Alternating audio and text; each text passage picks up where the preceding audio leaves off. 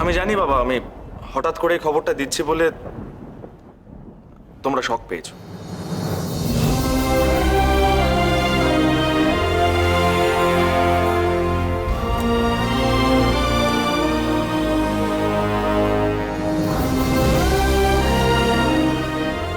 বাবা,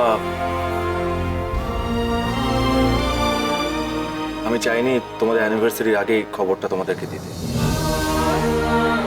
দেখো, রান্নাঘর তো আমাদের আলাদা হয়ে গেছে, আমরা কাছাকাছি থাকবো, দরকারে অদরকারে আমাদের আমাদের যাতায়াত হবে, আমরা জাস্ট বাড়িটুকু আলাদা করছি, আর কিছু না বাবা। আমি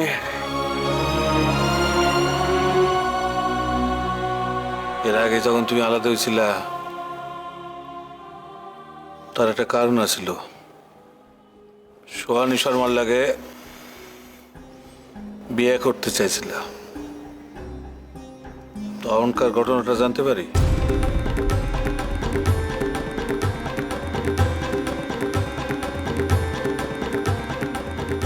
একসঙ্গে থেকে অশান্তি বাড়ানোর চেয়ে আলাদা থেকে সম্পর্কগুলো ভালো রাখা বেটার নয় কি? যে কারণেই হোক না কেন, বাড়িতে একটা অদ্ভুত পরিস্থিতির সৃষ্টি হয়েছে বাবা। আমাদের ছেলেকে বড়দা বড় বৌদি দত্তক নিয়েছে, এটা তো রিয়েলিটি। বিভিন্ন কারণে, বিভিন্ন দরকারে অদরকারে আমরা বড়দা বড় বৌদির ব্যাপারে নাক গলিয়ে ফেলছি, ইন্টারফেয়ার করছি, এই নিয়ে অশান্তি বাড়ছে, বড়দা বড় বৌদিকে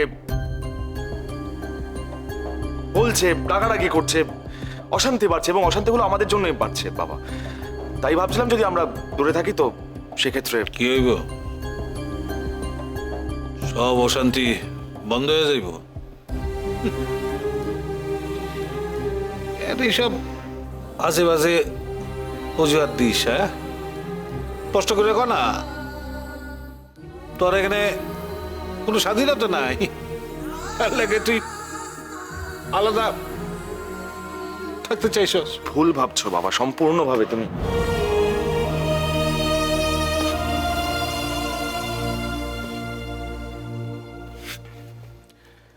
বাবা, এটা ঠিক যে আমি আলোকে নিয়ে এই বাড়ি থেকে দূরে থাকতে চাই। যে অন্যায়, যে ভুল আমি আলোর ওপর করেছি তার প্রায়শ্চিত্ত আমাকে করতেই হবে। নিজের দোষে আমি আমার ছেলেকে হারিয়েছি।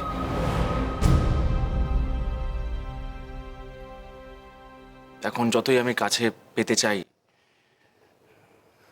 কোলে নিতে চাই, ছেলের কাছে থাকতে চাই, সেটা তো সম্ভব নয়। গুড্ডু, আমাকে আমার ছেলেটাকে আটকাতে হবে, আটকাতে হবে ওকে।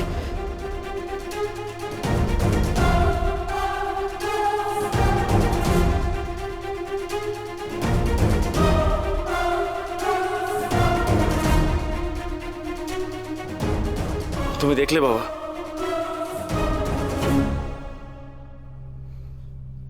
নিজের চোখে তো দেখতে পেলে, এরপরে আর একসঙ্গে থাকা কি সম্ভব? কি মনে হয় তোমার? হ্যালো হ্যালো, তুমি দাঁড়িয়ে থেকো না, যাও, কি ইচ্ছেকে নিয়ে এসো, আমরা এক্ষুনি বেরোবো, যাও প্লিজ। ছোট বৌমা, তোমার কি ইচ্ছা কও? তুমিও কি তার মতো বাড়ি ছেড়ে চলে যেতে চাও? আপনি তো একদিন বলেছিলেন বাবা, আপনার ছেলেকে খুশি রাখতে, ভালো রাখতে। আজ তো ওর পাশে আমাকে দাঁড়াতেই হবে।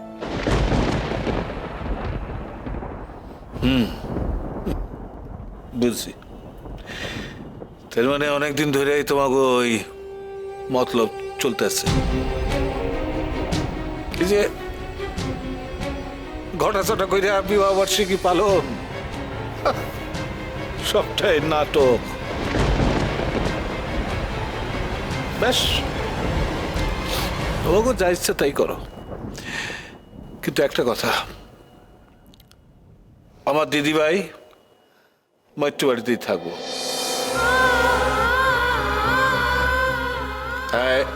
মৈত্র বাড়ির মাইয়া এখানেই থাকবো বাস।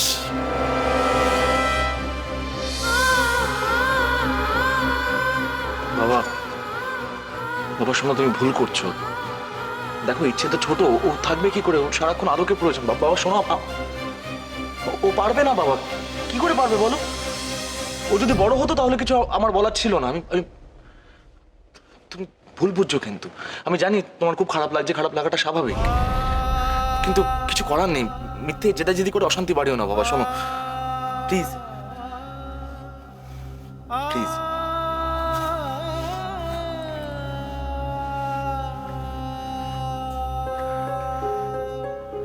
আর সিদ্ধান্ত আমি নিয়ে নিয়েছি,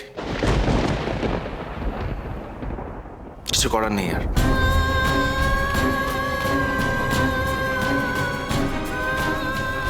তাহলে তুমি যাও, গিয়ে ইচ্ছেকে নিয়ে এসো। দাঁড়িয়ে আছো কেন এখন? যাও। বড় মা, বড় মা, বড় মা, একবার দরজাটা খোলো না, আমি একবার ভাইকে দেখবো। বড় মা, বড় মা, বড় মা, একবার দরজাটা খোলো না। বড় মা, ও বড় মা, তুমি একবার দরজাটা খোলো, আমি ভাইকে একবার দেখবো।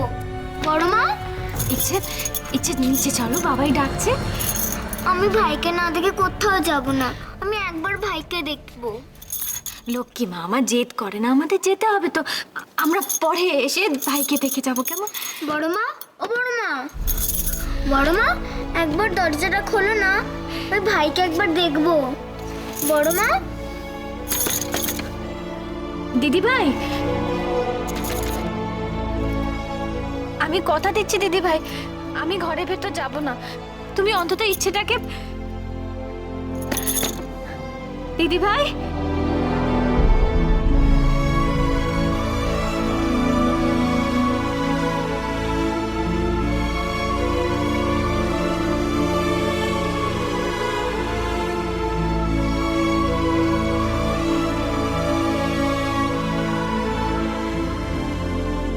শ্রদ্ধা, ম্যাটাডোর চলে এসছে, খাটটা খুলবো? চলো। না,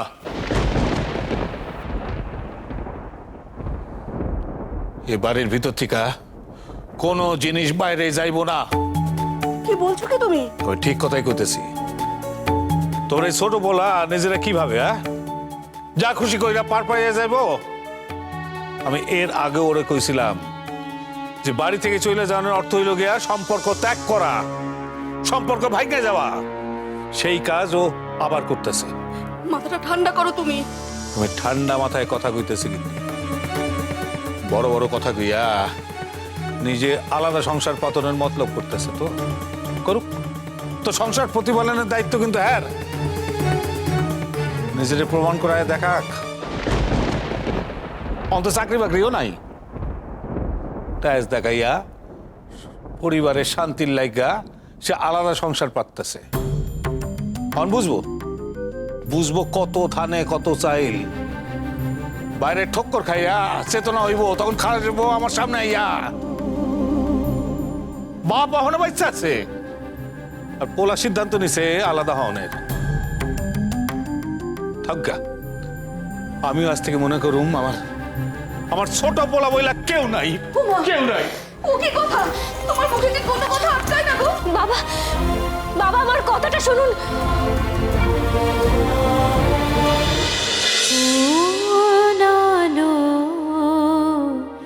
লাগলো চোখে